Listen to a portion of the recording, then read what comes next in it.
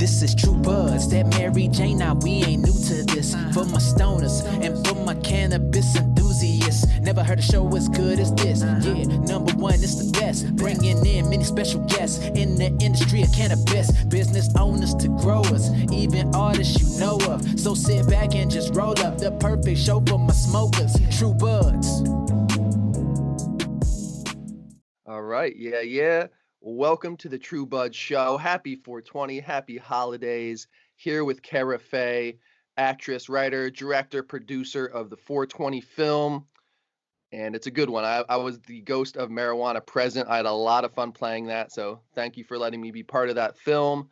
And I'm excited for everybody to get a view, get able to see that film coming up. So thank you so much. Thanks for having me on your podcast.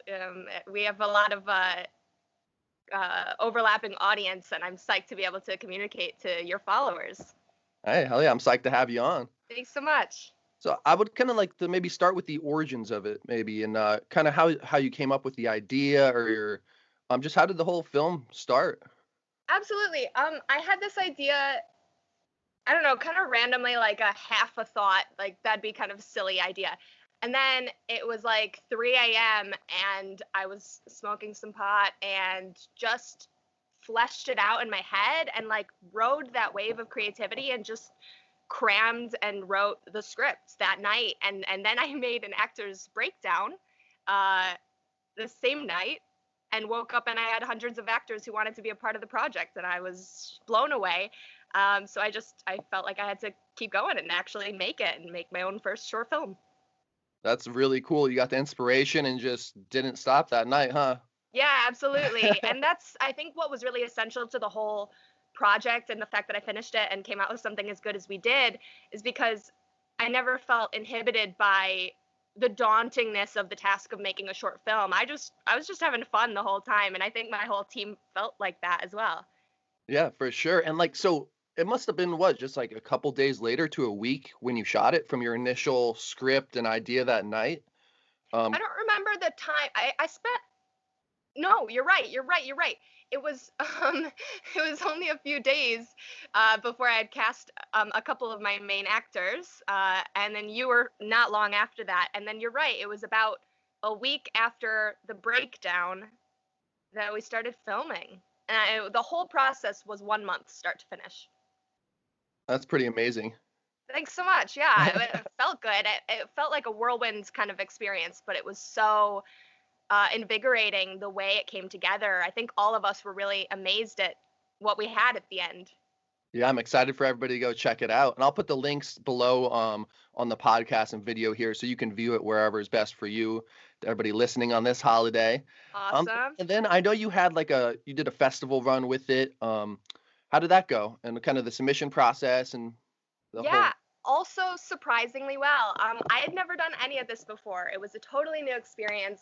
So we finished this movie and everyone was like, okay, so now what are you doing with it? And I said, I don't know, nothing. And they were like, put it in film festivals. I didn't know it was good enough for that. So lo and behold, we raised a little bit of money from our no budget that we had and submitted to a bunch of festivals. We had narrowed it down to about 10 to 15 that were focused on the actual, topics of our film, female filmmakers, first-time filmmakers, things like that, and embraced those kind of niche categories. And sure enough, we did really well, a lot better than I expected. We were finalists in the Etheria Film Festival. We were selected for the Cannabis Film Festival in Nevada City, California, and the pièce de résistance was that we were screened at let me see if I get this right, the Colorado International Cannabis and Hemp Film Festival, screened there, and also won the Rising Star Award. So we're actually an award-winning short film. Yeah, when you sent that message out, I was like, that's awesome. I had no idea. I'm so proud of everyone. I feel like this was such a team effort. I could never have pulled it together without everyone's enthusiasm and willingness to just fly with it, and we came out with something great. So I'm proud that we're getting the accolades that we worked for. Yeah, maybe there's a sequel coming. Well, I am working on another project. I have a script mostly finished for another short film that's a horror comedy with touches of the cannabis themes as well. So Oh, cool. certainly not letting that go. But yeah, I'm excited for that, and I'm excited for a couple other ideas that I'm working on. So we'll see where this takes us. Nice. So are you're in New York right now, you're saying? I am currently in New York State. Yes, I'm upstate. I'm with my grandfather, who's 94. Um, since this coronavirus pandemic, I figured I was a lot safer out here taking care of him. He takes care of me. We're a good duo. He's very stubborn and we get along very well. So I'm here for that. I'm still located and living in Los Angeles. But we'll see how long this goes on for. I might end up in New York City next instead of LA. I'm gonna see how it pans out. Okay, cool. Yeah, I'll give you props too because I always see you hustling, doing stuff in the acting realm, and it's cool to see. Thanks so much. Yeah, Yeah, yeah. it's a challenging career. That's really been my passion my whole life ever since I was 4 years old and discovered musical theater. And I was like, oh, acting. No, like this is it. This is what I want to do forever. Like so fulfilling. So I've been doing that my entire life. I've done it professionally. I did 2 years in London and then went to LA. I've been working out there for 3.5 years. So yeah, I'm ready for New York City, I think. Yeah, huh? And you're just gonna the theater will be the focus out there for you. I'm sure you'll still do the TV and everything as Not well. necessarily. That's the thing is I really career-wise, I'd really love a TV film kind of career, um, which tends to. That's really why I went to LA in the first place. But LA is a city. I'm a big traveler. I've been to a lot of places around the world. I have a lot of cities that I'm very affectionate about, and LA is not one of them, unfortunately. So, for better or worse, I've enjoyed my journey there, and I'll be happy to continue going back. I eventually want to be not just bi-coastal, but multi-city based. Um, so we'll see how it goes. But yeah, I mean, theater, film, TV, really any sort of acting opportunity is where I want to be. So I'm just chasing that. And that's really cool. And I'll bring it back to like how you did the breakdown on Actors Access. Hmm. Um, that was like motivation to me to see how I didn't even know you did it that quick, but it's cool to see how anybody can go. I mean, in the big hubs like LA and New York, you can make your breakdown and have, like you said, wake up to hundreds of submissions. So, Absolutely. Adam, our director of photography, he was actually just chatting with me about being a filmmaker versus being an actor and where you need to be located for those things. And at the end of the day, filmmaking is so much more, um, independent as a process.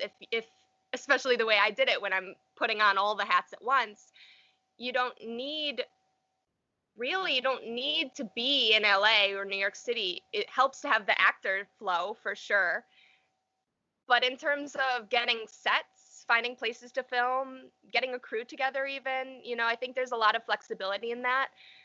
Acting feels like you got to be there physically right there. But for a film, if I were to make one here, for example, in upstate New York, in fact, I've recently stumbled upon a place that I might use as a set for my next short film. We'll see. I mean, it might be something that I piece together in multiple places and then go to the film festivals and go to LA with it and go to New York City with it. and that's very true. I'm in Kansas City right now, and there's a lot of like cool little gems, like you're saying, just backdrops, cool places that you might not find in LA a lot of times. Absolutely, because LA knows that people are trying to make films. They have a lot of regulations and restrictions, and you have to get zoning, and it's more challenging. Whereas here, that abandoned building that I was looking at, my grandpa says, "Oh yeah, I know the farmer. He'd let you film there, no problem." It's a personal relationship. It's a small town. They don't care about big time LA. It's just that's a farm. You can use it, so it might actually work out better. Very cool, very cool.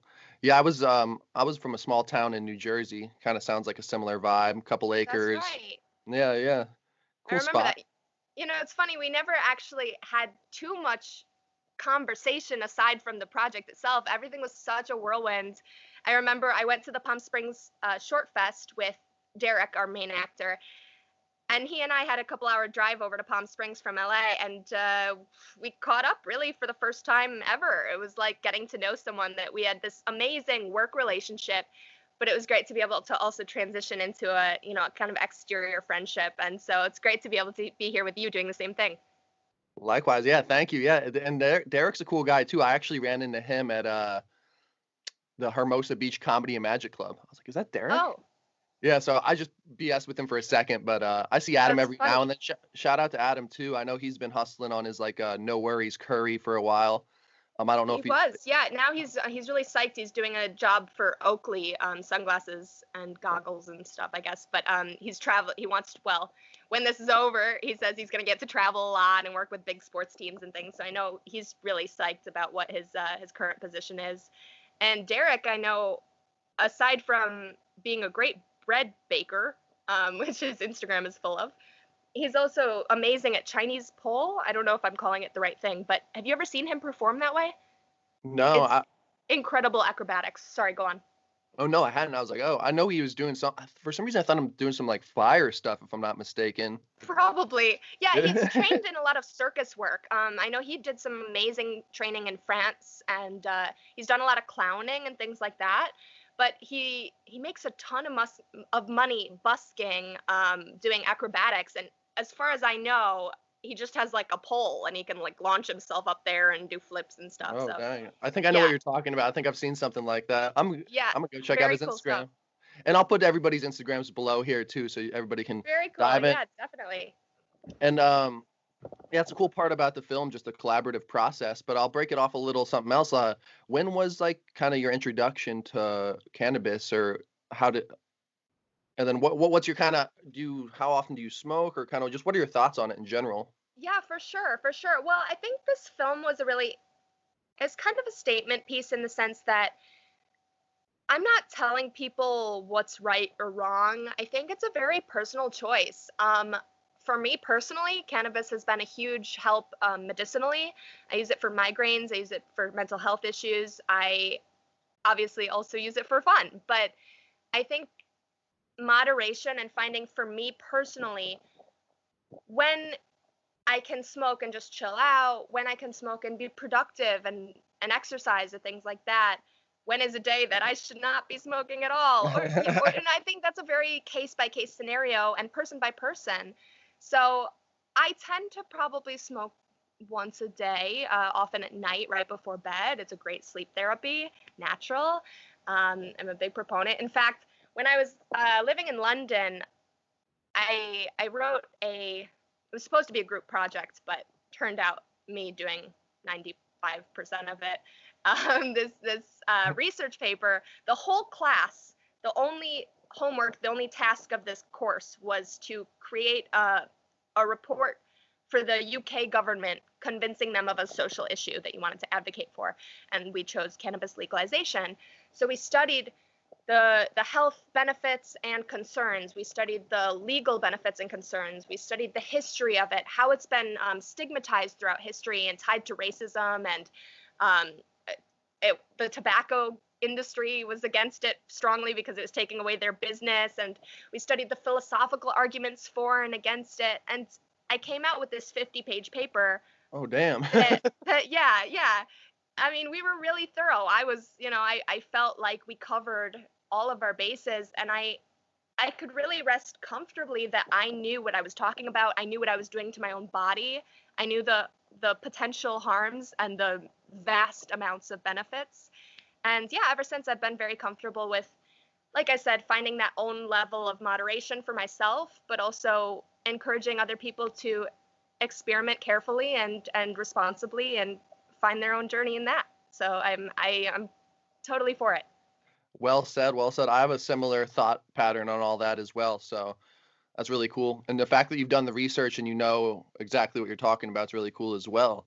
Now, I will say, are you going to miss the like LA dispensary vibe out there and just everything that was so easy to get? Or would you do delivery or kind of like? Oh my God, I shouldn't say that I've bought any drugs in LA because in New York, I definitely haven't, except for if I had bought some in New York. It would be a very challenging experience to go back to a place where it's illegal, coming from LA where it's so widely accepted culturally and commercially. And to go into a dispensary with, I said to my mom, there's nice music playing, and they have every colorful, fruity flavor you want, and it's a very soothing environment. Here in New York, it's like the low-down drug deal, kind of like the one you'll see in our short film, 420, where he's feeling all nervous. You go down this sketchy alleyway, and you gotta pass the money real quick, all stealthy-like. It's definitely a different experience. Yeah, it's a whole nother feel, huh? Yeah, I do miss the acceptability in Los Angeles, but I also think that a lot of states, New York especially, are moving in a progressive way, so it's only a matter of time. Yeah, I was keeping up with New York a little bit a couple months ago, but I saw like that they were thinking about making it happen. I think this whole outbreak kind of slowed things down from my Anything understanding. legislative, yeah, that's Yeah, not it's going to like, oh, happen for a while. yeah, yeah, But it's too bad in a way. I mean, the incarcerations for cannabis related, possession and things like that. It's really appalling the way it's been mishandled. So uh, it's only for the best to keep it legalized and regulated properly, and it also really helps the economy of these states that are legalizing, and there's so many good benefits to legalization, so one step at a time. yeah, and it's funny you say that too because I just made a video recently with some like interesting facts, but it hit me like imagine during this time right now if these states where it was illegal um opened up if they're not going to obviously, but if they did open up shops, how much money that would bring in right now. Let's say in Kansas City, if they opened up some dispensaries in the Kansas City, Kansas side. I know there's some in Missouri for medicinal, but um there'd be so much money coming through, and I know everybody's hurting for money right now, so I was like, oh, it's crazy to think like how simple that would be. But it's Yeah, not. well, is it the case that in some places where it's already legal that they are counting it as essential companies and workers? Yeah, It's yeah, pretty that's impressive, like yeah, those and liquor stores. yeah. But there's also like a flip side to that, like which is awesome. I'm very happy they're considered essential. But the little flip side I've talked about, I think on a solo podcast I did, was that these companies, like if they're not allowed any stimulus money or anything for like the employees, even if like they were making like packaging for a company for their weed products. So not a big deal, but I thought it was interesting that they're considered essential, yet they can't receive any stimulus money if they needed it as a business, which is just like, Yeah, that is which makes, concerning. I'd like to look into the details of. I have no idea enough to talk about it, but it sounds. I know also a lot of smaller businesses are struggling anyway. A lot of family owned, smaller companies aren't also getting the checks they need or the money, or it's loaned and they have to pay it back. And I don't know. It's a lot more problematic than just here's a $1,200 check. yeah, that whole scenario is crazy. I know I still haven't got mine yet because I had to pay them last year. So we'll see if I get my check. Hopefully, we'll see. Yeah, I'm waiting for it to show up in my bank account any day now. Knock Yeah, on wood.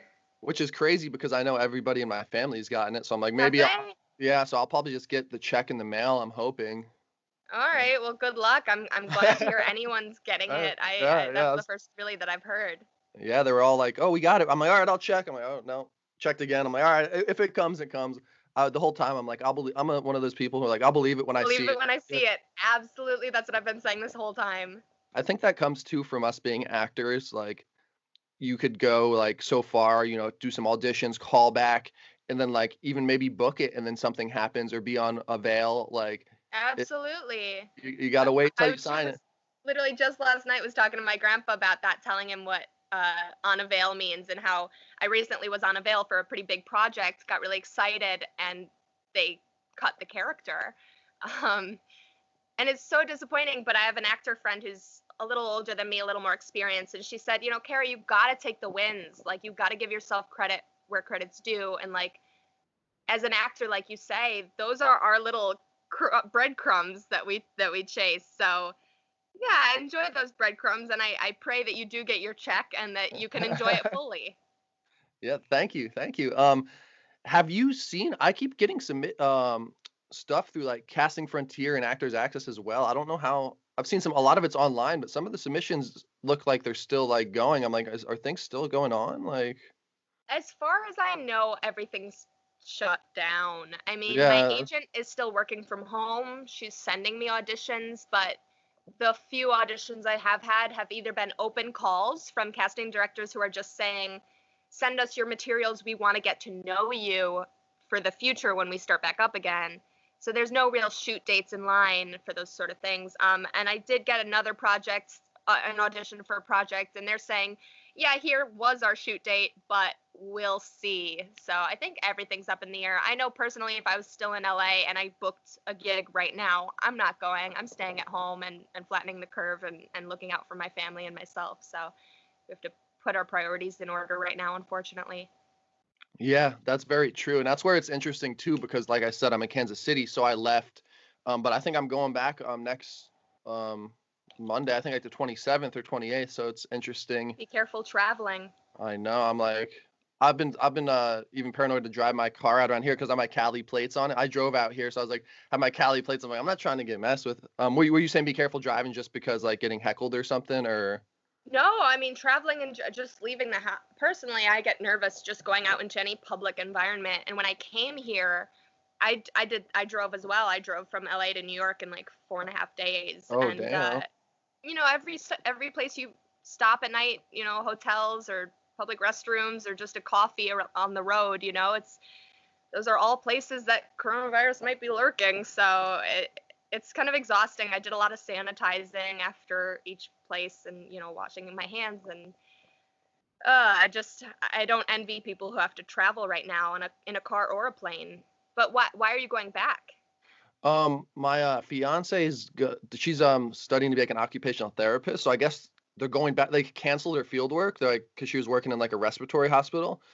But now I guess they're starting back up at the end of the month. So she might have to be in some place where it's like I don't think a hospital, but which is interesting. Wow. Yeah, they're sending a lot of them back into their And wherever they you're were going assigned. along with her. Yeah, yeah. So we'll All see. So right. yeah, it's interesting like leaving and then going right back to it when it seems worse or same. But that's where here's weird too. I don't know about how it is in upstate, but like in Kansas right now, like people are wearing masks, but a lot of people are just out walking around. It's like another vibe. I talked to my sister who just moved to Florida. She said it's pretty crazy there. So Oh yeah, Florida's way behind a lot of other states. I have a best friend who went down there, and she's like, "Oh, everything's fine here." And I was like, "No, it's not fine. People just think it's fine, which actually makes the problem worse. People aren't taking the preventative measures that they need to be." So yeah, I know what you mean. Around here, it's sort of the same. Every time I go grocery shopping, about once a week, you know, give or take, as little as possible. But each time I've been to the store, there are slightly fewer people that are, you know, blatantly disregarding the 6 feet and the masks and things like that. People are taking it more seriously, slowly. and when you just said that 6 feet, it made me think of something crazy I hadn't thought about. This is going to be like the first 420 where like people aren't being so communal, you know? I feel like everybody would just sit around, pass, everybody would roll up, whatever, they pass around everything. Now everybody's gonna have their own individual stuff. It's kind of interesting way to celebrate the holiday, but everybody across. Absolutely. Yeah, it is kind of, I mean, this is obviously historical times that we're living through. And Easter was just massively affected, mass no pun intended, because everyone watched online. But yeah, that was a holiday where people are used to getting together with friends and family, and now same with 420. It's kind of different, but luckily we're also living through a time where we have this virtual world, and we have the connectivity to reach out to our friends and do a Zoom, Skype sesh and celebrate anyway. You know, we make it work. Hey, I like that optimism because I'm the same way. And also to anybody who's at home on 420, you know, can't get out how they usually would. I'll light one up with you. Like come Yeah, yeah, chill on the reach True Buzz out, page. reach Yeah, out. yeah. Watch the film's like 15 minutes in total. Am 10 I minutes, 10 10? minutes, Okay, short and sorry, I thought it was a sweet. little longer. Nice. That's Yeah, like the you can perfect length, I definitely feel like. binge it a couple of times in the day, you know? Every time you smoke a new joint, it'll be twice as funny. So it'll just go exponentially funnier as you spend your holiday. Yeah, it is hilarious too.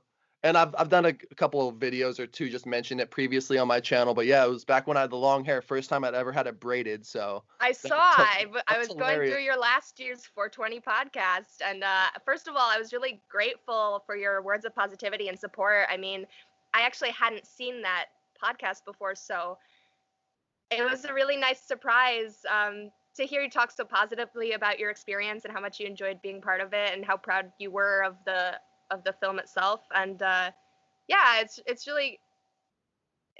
invigorating to know that my team feels as good about it as I do. Yeah, yeah. I had tons of fun. I was like, I wanted to make that video really bad, so just lit Yeah, one your up. braids were great. That was one of the first things I thought of for your character. I just knew it had to be a white dude with braids. Like it just, and your hair worked so well. And Kelly, our creative consultant on the film, did such a good job with it. I was really pleased. We had those colorful little rubber bands. Oh, it was great. It Yeah, still cracks me up every yeah. time. I even end up eating one a little bit. So A little bit, yeah. Watch the short and you'll see some self edibles. yeah. Some braid eating. Damn. Um, but yeah, I also want to ask you too. I know we've talked about the acting a little bit and stuff. So I just wanted to maybe get a little words of wisdom from you, being in the industry and kind of it being your passion, like you said, from day one. Because there's a lot of artists on that watch and listen to this podcast, musicians, actors. So kind of what's if you could give any advice, what would it kind of be in terms of your process or journey? Thanks. Yeah.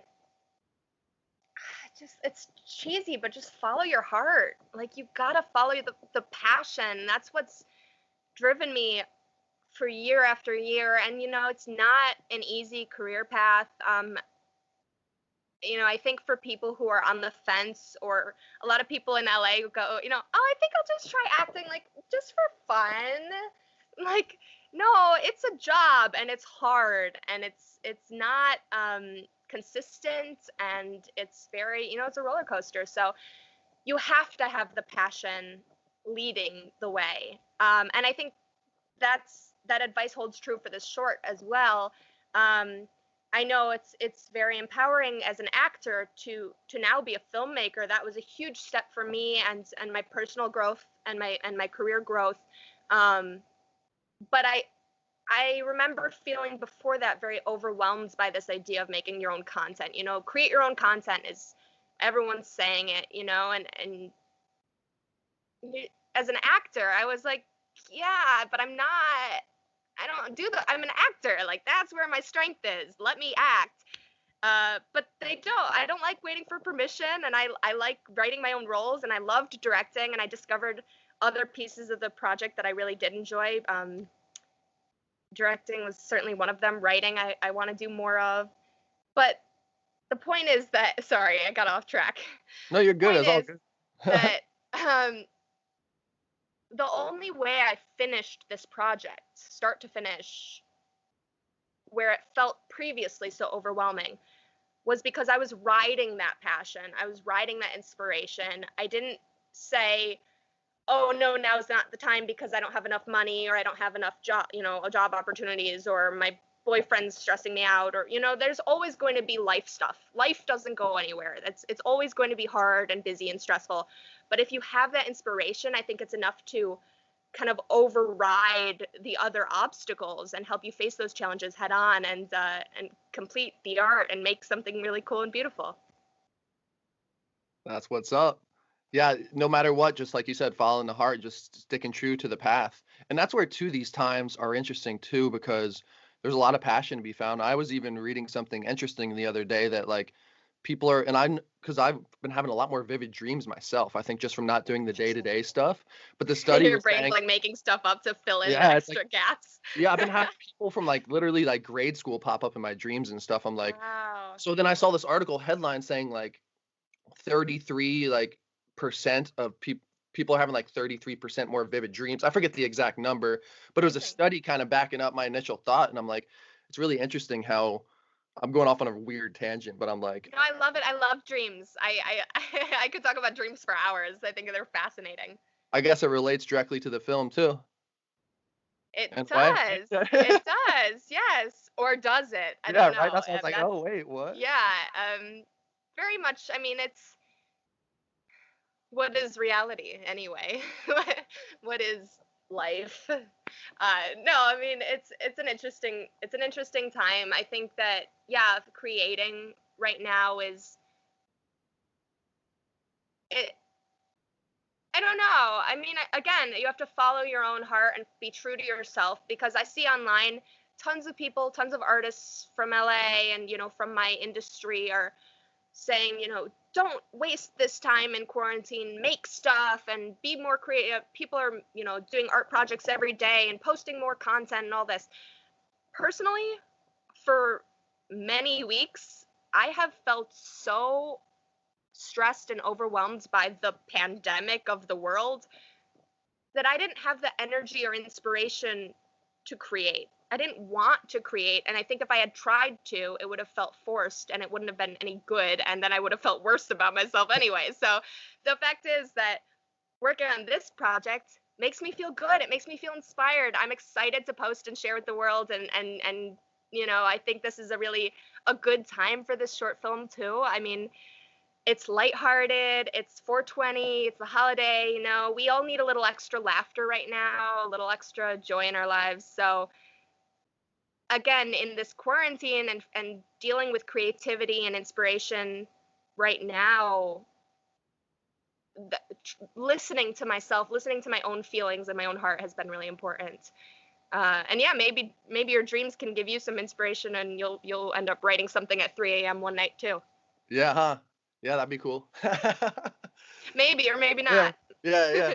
I always say like, oh, I'm gonna do a dream journal, and I never do. Even yesterday when I was talking about this, so I was like, this is a perfect time to. I still haven't started it, so I'm gonna put a notebook down there, next to my bed today. There you go. That's exactly it. If you have the inspiration, you're like, you know what? No, I'm going to get the journal. I'm going to get the notebook and put it there, and then it's there. But if you really didn't want to, you're not going to do it. So it's great. Yeah, and it's like interesting too, like we were saying, because I had Nolan Culver on the podcast. It's gonna be coming up a Wednesday. He's the co-owner of the podcast studio I'm usually at.